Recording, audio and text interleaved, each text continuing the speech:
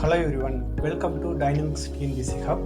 Today நம்ம என்ன பார்க்க போகிறோன்னா, டிஎன்பிசியில் 2022 கேட்ட குரூப் 4 எக்ஸாமில் கேட்கப்பட்ட பாலிட்டி கொஷின்ஸை நம்ம ஆதாரத்தோட பார்க்க போகிறோம். வாங்க வீடியோக்குள்ளே போகலாம். மறக்காமல் சப்ஸ்கிரைப் பண்ணிக்கோங்க. ஃபர்ஸ்ட் கொஷின் பார்த்தீங்கன்னா, கால வரிசைப்படி மதராஸ் மாகாணத்தின் முதலமைச்சர்களை வரிசைப்படுத்துக. அது ஆக்சுவலாக என்ன கேட்டிருக்காங்க, முதலமைச்சர்களை வரிசைப்படுத்த சொல்லியிருக்காங்க. இது எந்த இதில் கேட்டிருக்காங்கன்னா 10th புக்கில் யூனிட் 3ல. ஆக்சுவலாக இது ஓல்டு புக்கில் இருக்கும், நீங்கள் பார்த்தீங்கன்னா தெரியும். மதராஸ் மாகாணத்தின் முதலமைச்சர்கள் அப்படின்றது கேட்டிருக்காங்க. இங்கே பாருங்களேன், P T Rajan, A Subbarayalu, P Munusamy, C Rajaji, P Subbarayan. இதை நீங்கள் பார்த்தீங்கன்னாலே உங்களுக்கே தெரியும். ஃபஸ்ட்டு வருஷம் யார் வருவா? சுப்புராயலு. அதுக்கப்புறம் வந்து பார்த்தீங்கன்னா உங்களுக்கு சுப்புராயன் அப்படின்றது, சரிங்களா? அதுக்கப்புறம் முனுசாமி நாயுடு, பிடி ராஜன், ராஜாஜி. இந்த கொஷின்ங்க ஆக்சுவலாக இதுவும் 10th புக்கில் இருக்குது. 1947 பதவியேற்ற தமிழக முதலமைச்சர்கள் இருக்காங்க. ஸோ இதை நீங்கள் பார்த்தாலே ஒரு ஐடியா கிடைக்கும் உங்களுக்கு, சரிங்களா? செகண்ட் கொஷின் இங்கே பாருங்க, தவறான இணையை கண்டறிக. ஈரவை சட்டமன்றம், ஓரவை சட்டமன்றம் கேட்டிருக்காங்க. மாநில சட்டமன்றம். நீங்கள் பாலிட்டி கிளியர் பண்ண முடிவு பண்ணிட்டீங்கன்னா, என்னோட பெஸ்ட்டு இது வந்து என்னென்னா, ஸ்கூல் புக்ஸில் இருக்க ஃபஸ்ட்டு 3 யூனிட்டை நல்லா படிச்சுக்கோங்க. 10th புக்கை, அதாங்க கரெக்டாக இருக்கும். மாநிலங்கள் சட்டமன்றம்னா ஈரவை சட்டமன்றம்னா இங்கே பாருங்களேன், எடுத்துக்காட்டு என்னென்னது? பீகார், கர்நாடகா, மகாராஷ்டிரா, உத்தரப்பிரதேஷ், ஆந்திர பிரதேஷ், தெலுங்கானா, ஜம்மு காஷ்மீர். இங்கே பாருங்கள், மகாராஷ்டிரா இருக்குங்களா? கரெக்டுங்களா? அப்போ ஈரவைக்கு ஓகே. தெலுங்கானா இருக்கா, ஆனால் அது ஈரவை சட்டமன்றம். இங்கே ஓரவை சட்டமன்றம் கொடுத்தது தப்பு. பீகார் வந்து என்னது? ஈரவை, இது ஓரவை. இப்போ இதுவும் தப்பு. ஆந்திர பிரதேஷ், இங்கே பாருங்க, ஆந்திர பிரதேஷ் எங்கே இருக்கு? பீகார், கர்நாடகா, ஆந்திர பிரதேஷ் இருக்குங்களா? ஸோ இது கரெக்ட். ஸோ இதே தாங்க, எல்லாமே புக்கில் தான் கேட்குறாங்க. நம்ம புக்கை படித்தாலே போதுமானதுங்க. நெக்ஸ்ட் கொஸ்டின்,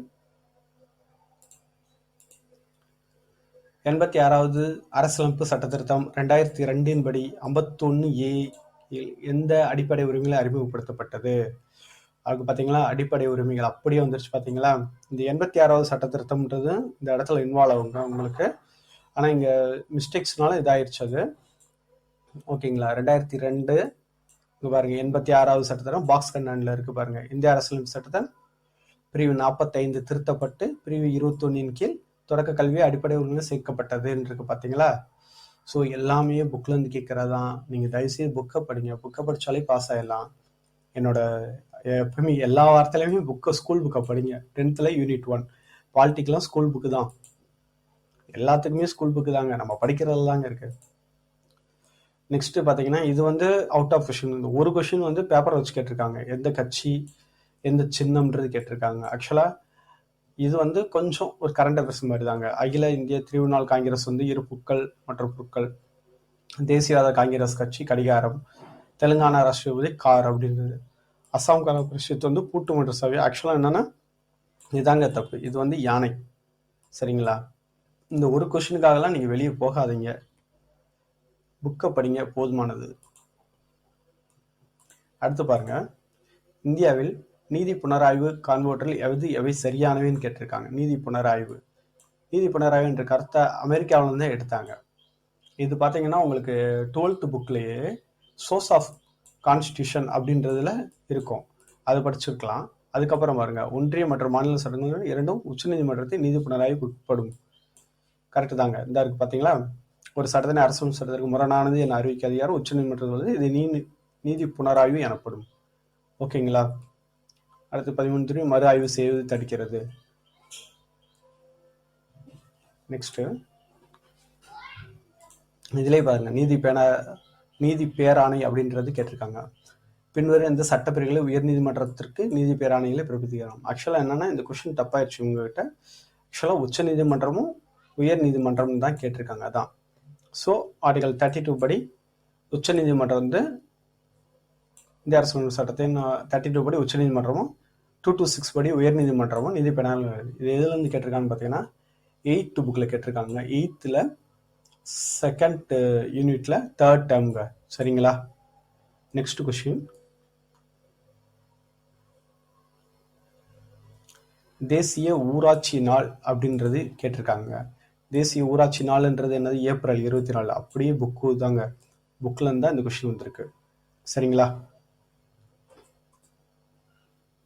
நெக்ஸ்ட் கொஸ்டின், அது 6th புக்குங்க. 6th படிக்காமல் போயிடாதீங்க. 6th 3rd term unit 2ல. சரிங்களா? நெக்ஸ்ட்டு, இது ஒரு கொஸ்டின் மட்டும் அவுட் ஆஃப்ங்க. 338 342A இது பிற்படுத்தப்பட்டோரை பற்றி கேட்டிருக்காங்க. இது மட்டும் அவுட் ஆஃப் கொஸ்டின்ஸுங்க. சரிங்களா? நெக்ஸ்ட் கொஸ்டின் இங்கே பாருங்களேன். ஆர்டிகல் 17 அப்படின்றது இங்கே பாருங்கள், அடிப்படை உரிமைகள் கேட்டிருக்காங்க. இதெல்லாம் அடிப்படை உரிமைகள்லாம் ஒரு கொஸ்டின் நீங்கள் பாலிட்டியை பொறுத்தளவு ஒரு 13 கொஸ்டினை இதுதான் கேட்பாங்க அப்படின்னு எடுத்துகிட்டு போயிடலாங்க. சமத்துவ உரிமை இதில் பார்த்தீங்கன்னா 14, 17, 21 அப்படியே நீங்களே இதை படித்தாலே போதும். 21, 26 அவ்வளோதான். அடிப்படை உரிமைகளை படிச்சிங்கன்னா ஒரு கொஸ்டின் கன்ஃபார்ம். சரிங்களா? நான் இதோட இன்ட்ரோ வீடியோ தான் உங்களுக்கு கொடுத்துருக்கேன், எங்கேருந்து எவ்வளோ கொஸ்டின் கேட்குறாங்கிறது. சரிங்களா? நெக்ஸ்ட்டு இங்கே பாருங்கள், இந்திய அரசாங்க சட்டம்ன்றது நமக்கு நார்மலாகவே தெரியும். இந்திய அரசு சட்டம் 1935, இது 12th இருக்குங்க. இதுதான் நான் அந்த நீதி பேராணை சொன்னீங்களா, சோர்ஸ் ஆஃப் கான்ஸ்டியூஷன், அதாங்க இது. இந்த ஒரே ஒரு யூனிட்ல இந்த ஒரு கொஸ்டின், அவ்வளோதாங்க. இது பாருங்க, சர்க்காரிய ஆணையம் இதெல்லாம் கேட்டிருக்காங்க பார்த்தீங்களா? ராஜா மன்னர் கமிட்டி, அனந்தபுர சாஹிப் தீர்மானம், பொம்மை திருப்பின, ஒன்றுமே இல்லை. இது 10th புக்கில் பார்த்தீங்கன்னா உங்களுக்கு 1969 மத்திய மாநில உறவுகள் ஆராய் கொடுத்து டாக்டர் ராஜா மன்னர், டாக்டர் பிவி ராஜா மன்னர் தலைமையில் அமைச்சாங்க. ஸோ இது தமிழக அரசு. சரிங்களா? செகண்ட் கொஸ்டின் என்னது? இதுலேயே 10th புக்லேயே பார்த்தீங்கன்னா அடுத்த பேஜில் பார்த்தீங்கன்னா இந்திரா காந்தி தலைமையில் 1983 சர்க்காரிய குழு அமைச்சாங்க. ஸோ இது மத்திய அரசாங்கம். சரிங்களா? அடுத்து பொம்மை வழக்கு வந்து 12th புக்கில் யூனிட் 5ங்க. இது ஒரு கொஸ்டினை கேட்டிருக்காங்க. இது கட்டத்துக்குள்ள இருந்தது. பொம்மை தீர்ப்பை வந்து இங்கே பண்ணாங்க. சரிங்களா? அவ்வளோதாங்க விஷயம். அது உச்ச நீதிமன்றம் தீர்ப்பு கொடுத்ததுன்றதான் விஷயம். அது எல்லாமே புக்கில் தான் கேட்குறாங்க. நம்ம புக்கை படித்தாலே போதுமானதுங்க. நெக்ஸ்ட் பாருங்க, செம்மொழிகளை வரிசைப்படுத்துக. குரூப் 4 2024 செம்மொழி கேட்டிருந்தாங்க, 2022 செம்மொழி கேட்டிருக்காங்க. பாருங்க, அப்படியே எல்லா மொழியும் கேட்டு வரிசைப்படுத்துங்க அப்படின்னு இருக்காங்க. சம்ஸ்கிருதம், தெலுங்கு, மலையாளம், தமிழை வந்து வரிசைப்படுத்தணும். இந்த இதெல்லாம் படிச்சிருந்தா நம்ம ஈஸியாக வரிசைப்படுத்திடலாம். 10th புக்கோட ஃபர்ஸ்ட் யூனிட்டுங்க. இங்க பாருங்க, எது எவை சரி தவறானதுன்னு கேட்டிருக்காங்க. அரசியல் உரிமைகள், இதுவும் புக்கு தாங்க. அரசியல் சமத்துவம்ன்ற சப்ஜெக்ட்ல பார்த்தீங்கன்னா 7th ஃபர்ஸ்ட் டேர்ம்ல யூனிட் 1ல இருக்கு. இங்க பாருங்களேன், வாக்களிக்க உரிமை இருக்குங்களா? பொது அலுவலகத்தில் பங்கு கொள்ள உரிமை இருக்குங்களா? பொது அலுவலகம்னா அங்கே அரசு பணிகள்னு அர்த்தங்க. அரசை விமர்சனிக்க உரிமையே இருக்குங்களா? நமக்கு இருக்கு. ஆனால் இங்கே கூடாதுன்னு சொல்லியிருக்காங்க. அதான் தப்பு. யாராலையும் அரசை விமர்சிக்கலாம் அப்படின்றதுதான் விஷயம். சரிங்களா? இதாங்க அந்த மத்திய பட்டியல் மாநில பட்டியலுக்கான உறவுகள், அந்த இது சொல்லியிருந்தாங்க, மாற்ற முடியுன்றது கான்செப்ட். அடுத்து பார்த்தீங்கன்னா நுகர்வோர் பாதுகாப்பு சட்டம் கேட்டிருக்காங்க. அப்படியே சிலபஸில் டிட்டோவாக எடுத்தீங்கன்னா 13 கொஸ்டின்ஸ் உங்களுக்கு ஆட்டோமேட்டிக்காக சொல்லிடலாங்க. இதுதான் கேட்பாங்கன்னு. வேறு நுகர்வோர் பாதுகாப்பு சட்டம் 1986 வந்துருச்சுங்களா? சட்ட அளவியல் சட்டம் 2009 வந்துருச்சுங்களா? அத்தியாவசிய பொருட்கள் சட்டம்ன்றது 1955 வந்துருச்சுங்களா? கள்ள சந்தை தடுப்பு சட்டம் பாருங்களேன். அப்படியே எல்லாமே வந்து உங்களுக்கு புக்கில் தாங்க கேட்டிருக்காங்க. ஸோ இதெல்லாம் பார்த்தீங்கன்னா 7th 3rd termல யூனிட் 2ல இருக்கு, பேஜ் நம்பர் 239.